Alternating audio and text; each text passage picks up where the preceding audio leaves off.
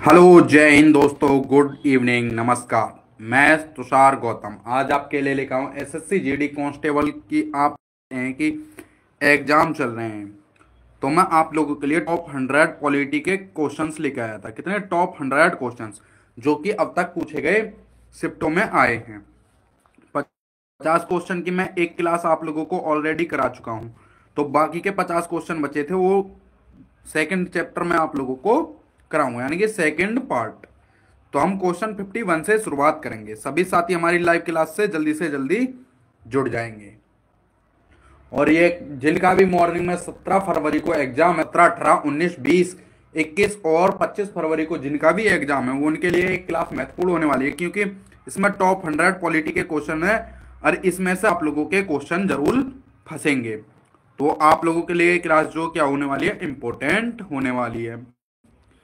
और यह पीडीएफ आपको हमारे टेलीग्राम ग्रुप पर प्रोवाइड की जाएगी, जिसका लिंक मैं डिस्क्रिप्शन में दिया हूं। आप लोग हमारा Telegram group join. Technical issue के कारण मैं आप लोगों के जो है क्वेश्चन के पढ़ नहीं पाता हूं, जो आप लाइव कमेंट करते हैं, तो उसके लिए मैं पहले से ही क्षमा चाहूंगा। तो चलिए शुरुआत करते हैं क्वेश्चन 51 की। क्वेश्चन 51 क्या? राज्य के नीति निर्देशांक सिद्धांतों के अनुसार किस आयु तक के बच्चों को निःशुल्क एवं अनिवार्य शिक्षा देने की आशा की जाती है? तो वो कितने? 14 वर्ष। आप लोग जानते हैं कि 14 वर्ष तक जो है क्या, निःशुल्क शिक्षा जो है दी जाती है। कितने वर्ष तक के? 14 वर्ष तक। तो राइट आंसर होगा आपका ऑप्शन ए, शुल्क यानी कि फ्री में जो है शिक्षा दी जाती है। जिन सरकारी कॉलेजों में ये होता है, गवर्नमेंट कॉलेज जो होते हैं, तो वो 14 वर्ष।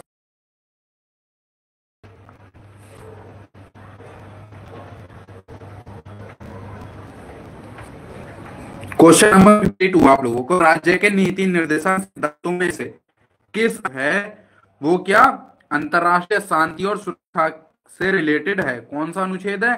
तो अनुच्छेद 51, जो कि नीति निर्देशांक सिद्धांतों में से एक है। तो राइट आंसर जो हो जाएगा वो क्या हो जाएगा आप लोगों का? Option B. कौन सा? अनुच्छेद 51 जो है अंतरराष्ट्रीय शांति और सुरक्षा के संबंध में होता है। नेक्स्ट क्वेश्चन नंबर 53, नागरिकों के मूलभूत कर्तव्य की सिफारिश किस समिति ने किए थे? तो वो किसने? राजनारायण समिति, बलवंत राय की समिति, पटेल समिति या स्वर्ण समिति? तो वो किसने? स्वर्ण समिति। स्वर्ण समिति की सिफारिश के कारण नागरिकों को मूल कर्तव्य मिले हैं। किसकी? स्वर्ण सिंह की सिफारिश के कारण। तो राइट आंसर होगा आपका ऑप्शन डी, स्वर्ण सिंह समिति के कारण ही जो है नागरिकों को मूल कर्तव्य मिले हैं। Next question number 54। Question number 54 क्या? भारतीय संविधान में मौलिक कर्तव्यों की सूची निम्नलिखित में से किस भाग के रूप में जोड़ी गई थी? तो वो किसमें? आपके 4 भाग नंबर 4 में जो है क्या जोड़ी गए थे? मौलिक सूची, मौलिक कर्तव्यों की सूची जो किस में जोड़ी गई थी? तो वो जोड़ी गई भारतीय संविधान का भाग 4 है, उसमें क्या का वर्णन किया जाता है। तो राइट आंसर हो जाएगा आपका ऑप्शन ए, भाग 4। नेक्स्ट क्वेश्चन नंबर 55, भारत के प्रत्येक नागरिक का कर्तव्य होगा प्राकृतिक पर्यावरण का संरक्षण एवं सुधार। उपरोक्त कथन किस भारतीय संविधान के किस अनुच्छेद के अंतर्गत है? तो अनुच्छेद 21। अनुच्छेद 21 के अंतर्गत जो है क्या बोला गया है कि भारत के प्रत्येक नागरिक का कर्तव्य होगा प्रकृति पर्यावरण का संरक्षण एवं सुधार। ये जो पंक्ति है वो अनुच्छेद 21 में लिखी हुई है। तो राइट आंसर होगा आपका ऑप्शन ए, अनुच्छेद 21। Next question number 56। सभी साथी क्लास को एक बार लाइक एंड शेयर जरूर करते रहेंगे। और ये जिनका भी एग्जाम कल 17 फरवरी को, उनके लिए ये महत्वपूर्ण क्लास है। पूरी क्लास आप लोग देख के जाए, पार्ट 1 और पार्ट 2 दोनों क्वेश्चन मैंने आप लोगों को पॉलिटी से कराए हैं, तो इनमें से क्वेश्चन आप लोगों के जरूर फंसेंगे। क्वेश्चन नंबर 56 है, भारतीय संविधान किस अनुच्छेद में क्या है मूल कर्तव्य? भारत के किस अनुच्छेद में है? तो वो अनुच्छेद 51 के कै या ए, कै बोल सकते हैं या ए बोल सकते हैं। जिस भी प्रकार से आप लोगों के एग्जाम में ऑप्शन आए, आप उस प्रकार लिख सकते हैं। आपके एग्जाम में के भी आ सकता है, ए भी आ सकता है, और फर्स्ट रोमन गिनती में फर्स्ट भी आ सकता है कि अनुच्छेद 51 के पहले में। तो आपका कोई हो सकता है। मूल कर्तव्य किसमें? अनुच्छेद 51 के में हैं। नेक्स्ट क्वेश्चन नंबर 57, संसद के दो क्रमिक अधिवेशनों के बीच अधिकतम कितने समय अंतराल की अनुमति है? तो कितने? 6 माह। संसद के दो क्रमिक अधिवेशन जो होते हैं उनके बीच में जो 6 महीने का समय होता है। किसके बीच? संसद के दो क्रमिक अधिवेशनों के बीच। तो राइट आंसर होगा आपका option. Next question number 58। Question number 58 है, यदि किसी सामान्य सभा और लोकसभा के बीच गतिरोध आता है तो उसका समाधान करेगा संसद का संयुक्त सत्र। किसका? संसद का संयुक्त सत्र जो है वह सामान्य विधेयक पर राज्यसभा और लोकसभा के बीच गतिरोध जो आ जाता है, किसके बीच? राज्यसभा और लोकसभा के बीच जो गतिरोध आएगा तो उसका समाधान जो करेगी वो कौन करेगी? संसद करेगी। कौन? संसद का संयुक्त। तो राइट आंसर होगा आपका option C. Next question number 59। Question number 59 क्या है? एक वर्ष में कम से कम कितनी बार संसद की बैठक होना आवश्यक है? तो कितनी बार? 2 बार। कितनी बार? 2 बार। एक वर्ष में जो है कम से कम एक वर्ष में कम से कम 2 बार जो है संसद की बैठक होनी आवश्यक है। तो राइट आंसर होगा आपका ऑप्शन बी। संसद की बैठक कितनी बार होती है? एक साल में 2 बार। तो 5 साल में 10 बार बैठक होती है। चलेंगे next question number 60। Question number 60 है, राष्ट्रपति में समस्त कार्यपालिका की शक्ति किसमें निहित होती है? तो राष्ट्रपति में। किसमें? राष्ट्रपति पद्धति में समस्त कार्यपालिका की शक्ति जो है वह राष्ट्रपति में निहित होती हैं। तो राइट आंसर होगा आपका option A. Next question number 61, राष्ट्रपति पद के चुनाव संबंधी विवाद से निर्देशित किया जाता है? तो उच्चतम न्यायालय। राइट आंसर होगा आपका option D. Next question number 62। Question number 62 क्या? क्वेश्चन नंबर 62 है आप लोगों का, भारत में किसके चुनाव में अनुपातिक प्रतिनिधित्व चुनाव प्रणाली अपनाई जाती है? तो किसमें अपनाई जाती है? तो राष्ट्रपति। किसमें? राष्ट्रपति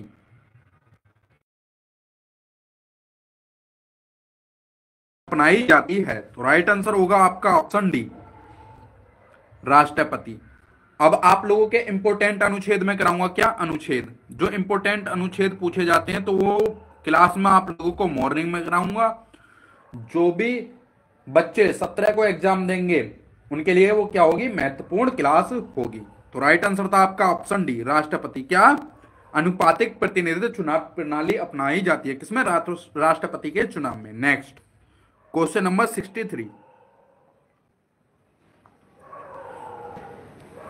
क्वेश्चन नंबर 63 है, राष्ट्रपति को निम्नलिखित में से कौन सा पद और गोपनीयता की शपथ दिलाता है? तो कौन दिलाता? भारत का न्यायाधीश। भारत के राष्ट्रपति की शपथ दिलाता है। ठीक है, राष्ट्रपति पद की शपथ और गोपनीयता की शपथ राष्ट्रपति को कौन दिलाता है? भारत का न्यायाधीश। तो राइट आंसर होगा आपका ऑप्शन ए। आप लोगों से डायरेक्ट ये भी क्वेश्चन पूछा जा सकता है कि भारत के राष्ट्रपति को शपथ कौन दिलाता है? तो वो कौन दिलाता? भारत का न्यायाधीश। किसका? भारत का। जो सर्वोच्च न्यायालय में सर्वोच्च न्यायालय में भी जो है 32+1 यानी कि टोटल 33 न्यायाधीश होते हैं, जिनमें से जो एक मेन है ना वो भारत के राष्ट्रपति को शपथ दिलाता है। तो राइट आंसर होगा आपका ऑप्शन ए, राष्ट्रपति पद के शपथ कौन दिलाता है? तो भारत का मुख्य न्यायाधीश। नेक्स्ट क्वेश्चन नंबर 64, जब राष्ट्रपति मृत्यु, त्यागपत्र या पदच्युत या अन्य कारणों से अपने कर्तव्य को नहीं निभा सकता है तो उपराष्ट्रपति कितने समय तक राष्ट्रपति के रूप में कार्य कर सकता है? तो 1 वर्ष।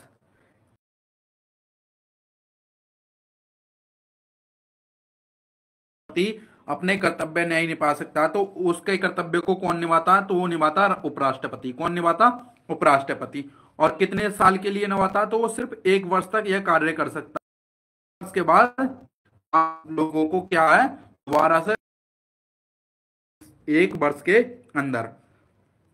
तो राइट आंसर होगा आपका ऑप्शन सी, जब राष्ट्रपति की मृत्यु हो जाती है तो उपराष्ट्रपति उसका कार्यभार संभालता है, सिर्फ 1 वर्ष तक ही वो कार्यभार संभाल सकता है। Next question number 65।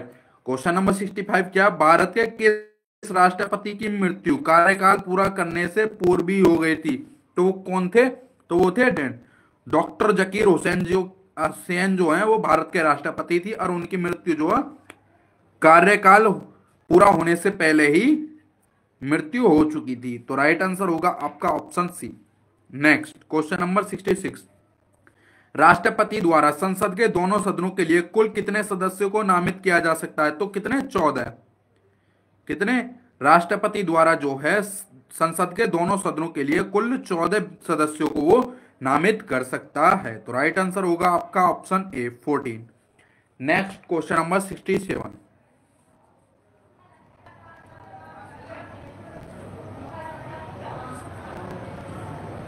Question number 67 है, विदेशों को भेजे जाने वाले विभिन्न संसदीय प्रतिनिधि मंडलों के लिए व्यक्तियों का नामांकन निम्नलिखित में से कौन करता है? तो वो कौन करता है? राष्ट्रपति। आंसर आपका option C. Next question number 68, युद्ध अथवा भारत पर आक्रमण होने की स्थिति में निम्नलिखित में से कौन अंतिम रूप से आक्रमणकारी के विरुद्ध युद्ध की घोषणा कर सकता है? तो भी राष्ट्रपति ही कर सकता है। भारत पर युद्ध हो जाए या कोई भी आक्रमण कर दे तो अंतिम रूप से आक्रमणकारी के विरुद्ध युद्ध की घोषणा जो है कौन करेगा? राष्ट्रपति। अगर हमारे देश पे किसी ने आक्रमण कर दिया, हम आक्रमण तब तक नहीं कर सकते जब तक राष्ट्रपति द्वारा जारी एक अध्यादेश संसद के सत्र शुरू होने के बाद कितने दिन बाद तक रखना आवश्यक होता है? तो 6 सप्ताह। कितने? 6 सप्ताह। राष्ट्रपति के द्वारा जारी एक अध्यादेश जो है संसद के सत्र शुरू होने के बाद कितने समय तक रखा जाना आवश्यक है? तो 6 सप्ताह। राष्ट्रपति जो एक अध्यादेश जारी करता है तो वो संसद को 6 सप्ताह के लिए अपने पास रखना होता है। तो राइट आंसर होगा आपका option B. Next question number 70, question number 70 आप लोगों का, अध्यादेश जारी करने का अधिकार राष्ट्रपति का कौन सा अधिकार है? तो वो है विधायी अधिकार। कौन सा? विधायी अधिकार जो है वह राष्ट्रपति का अध्यादेश जारी करने का अधिकार है। तो राइट आंसर होगा आपका option A. Next question number 71, Shrimati Pratibha Devi Singh Patil भारतीय गणतंत्र के राष्ट्रपति के रूप में क्रम क्या है? तो वो क्या में 12वीं राष्ट्रपति थी। कौन? श्रीमती प्रतिभा देवी सिंह पाटिल जो है वह 12वीं राष्ट्रपति थी। किसकी? भारत की 12वीं राष्ट्रपति थी, और भारत की प्रथम महिला राष्ट्रपति थी। क्या थी? प्रथम महिला राष्ट्रपति। प्रथम महिला राष्ट्रपति आप लोगों से पूछ लिया जाए एग्जाम में बाय चांस, तो आप लोग क्या लिख के आएंगे? श्रीमती प्रतिभा देवी सिंह पाटिल। श्रीमती प्रतिभा देवी सिंह पाटिल जो है वह भारत की प्रथम महिला राष्ट्रपति हैं। और सेकंड महिला राष्ट्रपति कौन है? तो वो है द्रौपदी मुर्मू। कौन है? द्रौपदी मुर्मू। द्रौपदी मुर्मू जो हैं, जो वर्तमान में हमारे देश की राष्ट्रपति हैं, वो हमारे देश की सेकंड महिला राष्ट्रपति हैं। अभी तक भारत में जो है सिर्फ 2 ही महिला राष्ट्रपति बनी है। कितनी? 2 ही महिला राष्ट्रपति बनी है, जिनमें से एक है श्रीमती प्रतिभा देवी सिंह पाटिल जो कि भारत की प्रथम महिला राष्ट्रपति हैं, और वह 12वें क्रम की राष्ट्रपति थी। और है फिर उसके बाद कौन है? सेकंड महिला राष्ट्रपति जो है वो कौन है? द्रौपदी मुर्मू। कौन है? द्रौपदी मुर्मू जो है आपकी दूसरी महिला राष्ट्रपति हैं जो कि वर्तमान समय में है।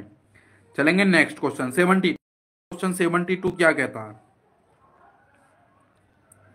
72 कहता है, निम्नलिखित में से किसी भौगोलिक क्षेत्र को अनुसूचित क्षेत्र घोषित करने का संवैधानिक अधिकार किसके पास है? तो राष्ट्रपति के पास है। किसके पास?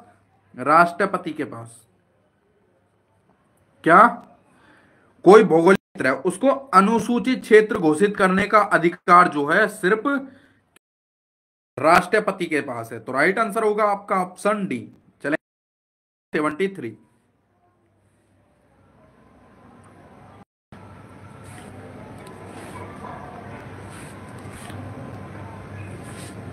क्वेश्चन नंबर 73 है, भारत के राष्ट्रपति निर्वाचित होने की न्यूनतम आयु क्या है?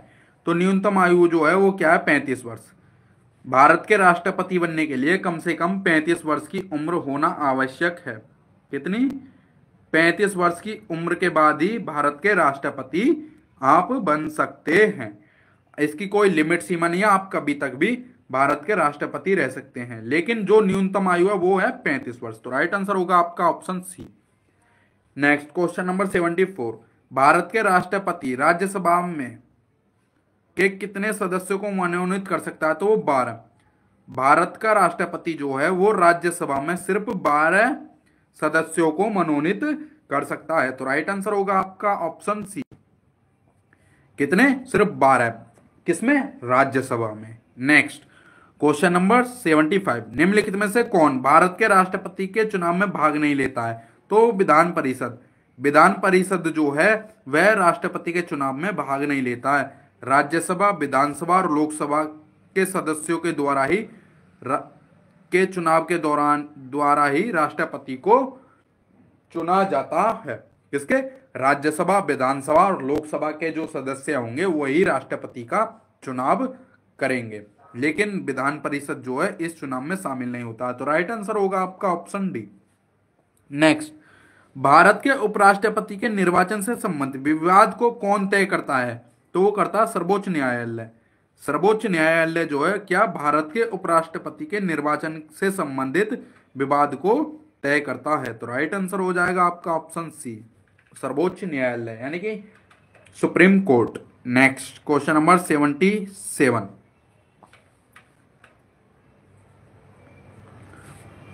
क्वेश्चन नंबर 77 है, भारत के उपराष्ट्रपति को संकल्प निम्नलिखित में से कहां प्रस्तावित किया जा सकता है? तो केवल राज्यसभा में। केवल राज्यसभा में भारत के उपराष्ट्रपति का संकल्प प्रस्तावित किया जा सकता है। तो राइट आंसर होगा आपका ऑप्शन डी। किसने 2 पूर्ण अवधियों के लिए भारत के उपराष्ट्रपति पद संभाला था? तो doctor S Radhakrishnan. Doctor S Radhakrishnan जो है वह जो है 2 बार भारत के क्या रह चुके हैं? उपराष्ट्रपति रह चुके हैं, और इन्होंने दोनों बारी अपनी अवधि को क्या किया? पूर्ण किया। यानी कि डॉक्टर एस राधाकृष्णन जो है 10 वर्ष के लिए उपराष्ट्रपति बन चुके हैं। नेक्स्ट क्वेश्चन नंबर 79 है, अपनी पदावधि समाप्त होने से पूर्व उपराष्ट्रपति को उसके पद से हटाने का अधिकार किसे है? तो वो संसद को। संसद को जो है, अगर मान लो आपके जैसे हमारे प्रेजेंट टाइम में उपराष्ट्रपति हैं जगदीप धनखड़। कौन है? जगदीप धनखड़ जो वर्तमान में हमारे उपराष्ट्रपति हैं, उनको उनके पद से हटाने के लिए अधिकार किसको प्राप्त है? तो संसद को। केवल संसद ही उपराष्ट्रपति को उसके समय से पहले हटाने की क्षमता रखता है। तो राइट आंसर होगा आपका ऑप्शन सी, संसद। नेक्स्ट, राज्यसभा के लिए राष्ट्रपति सदस्य नामित किए जाते हैं, तो वो कितने? 12। ये क्वेश्चन दोबारा, कितने? 12 राज्यसभा के लिए राष्ट्रपति। तो राइट आंसर होगा आपका ऑप्शन बी, 81 पर।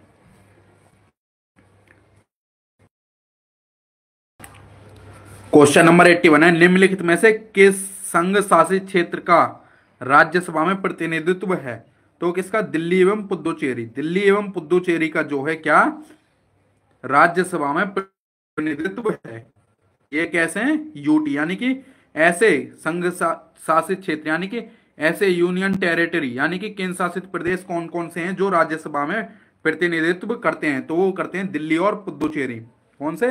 दिल्ली और पुदुचेरी। तो राइट आंसर होगा आपका option A. Next question number 2, निम्नलिखित में से किसकी अध्यक्षता असदस्य द्वारा की जाती है? तो वो की जाती है राज्यसभा की। राज्यसभा की सदस्य अध्यक्षता जो है वो किसके कैसी की जाती है? असदस्य द्वारा। असदस्य द्वारा राज्यसभा की अध्यक्षता की जाती है। तो राइट आंसर होगा आपका option B. Next question number 83,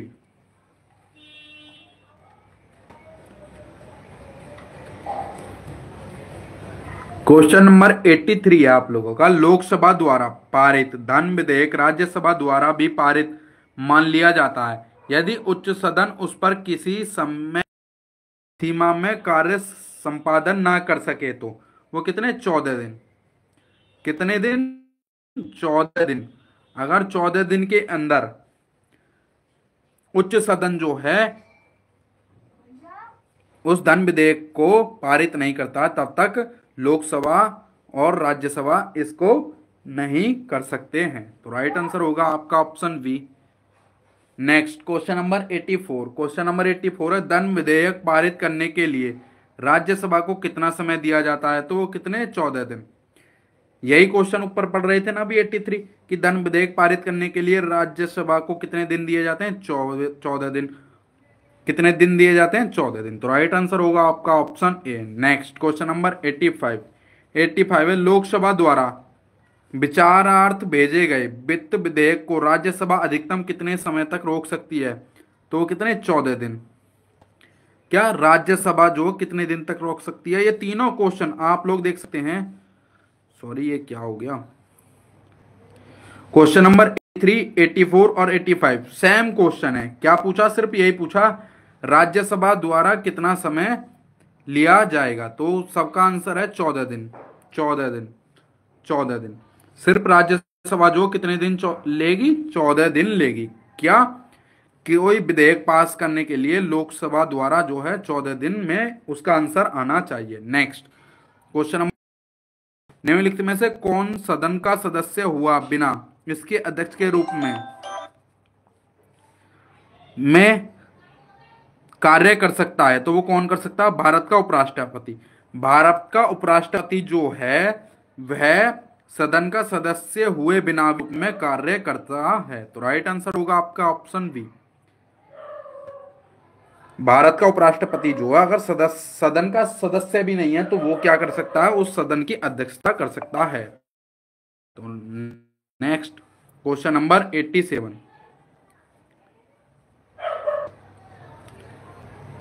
question number 87 है, राष्ट्रपति आंगल भारतीय समुदाय में कितने प्रतिनिधित्व को लोकसभा में मनोनीत करता है? 2। कितने? 2। तो राइट आंसर होगा आपका ऑप्शन ए। क्या राष्ट्रपति आंगल भारतीय समुदाय के 2 प्रतिनिधित्व को मनोनीत करता है। नेक्स्ट क्वेश्चन नंबर 88, लोकसभा के निर्वाचन क्षेत्रों का सीमा निर्धारण पहली बार निम्नलिखित में से किस सन में किया गया था? 1972 में जो क्या लोकसभा के निर्वाचन क्षेत्र सीमा निर्धारण जो है पहली बार की गई थी। राइट आंसर हो जाएगा आपका ऑप्शन बी।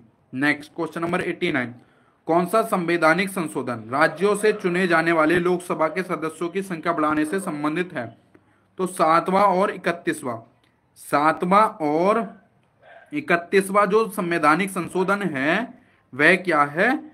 राज्यों से चुने जाने वाले लोकसभा की सदस्यों की संख्या को बढ़ाने से संबंधित है। तो राइट आंसर हो जाएगा आपका ऑप्शन सी। क्या 7वें और 31वें संवैधानिक संशोधन के अनुसार हम क्या राज्य से चुने जाने वाले लोकसभा के जो सदस्य हैं उनकी संख्या हम बढ़ा सकते हैं। नेक्स्ट क्वेश्चन नंबर 90, किस राज्य का लोकसभा एवं राज्यसभा से प्रतिनिधित्व सबसे अधिक है? तो किससे? उत्तर प्रदेश से। उत्तर प्रदेश से जो है क्या लोकसभा और राज्यसभा में सबसे अधिक लोग प्रतिनिधित्व करते हैं। तो right answer option A, Uttar Pradesh. अब उत्तर प्रदेश की बात है तो उत्तर प्रदेश की कैपिटल है लखनऊ, जो कि गोमती नदी के किनारे पर स्थित है। प्रदेश के चीफ मिनिस्टर योगी आदित्यनाथ। उत्तर प्रदेश के जो वर्तमान में गवर्नर हैं, राज्यपाल, वो कौन है? तो वो हैं आप लोगों के आनंदीबेन पटेल। चलेंगे next question number 91। Question number 91 है, वर्तमान में किस राज्य का लोकसभा में अधिकतम सदस्यों की संख्या के हिसाब से दूसरा स्थान है? तो महाराष्ट्र। महाराष्ट्र राज्य में जो है क्या लोकसभा में सबसे अधिकतम सदस्य कहां से आते हैं? तो महाराष्ट्र से।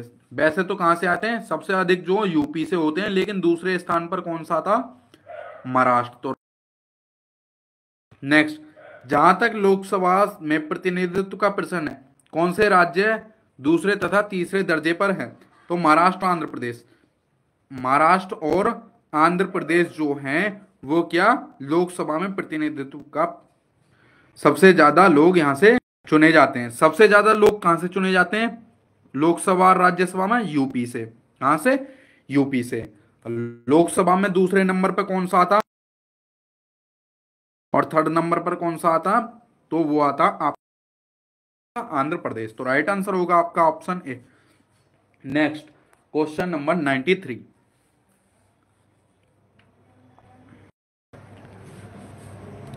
क्वेश्चन नंबर 93 है, निम्नलिखित में से कौन सा राज्य लोकसभा में अनुसूचित जनजाति के सर्वाधिक प्रतिनिधित्व निर्वाचित करता है? तो वो कौन सा? मध्य प्रदेश।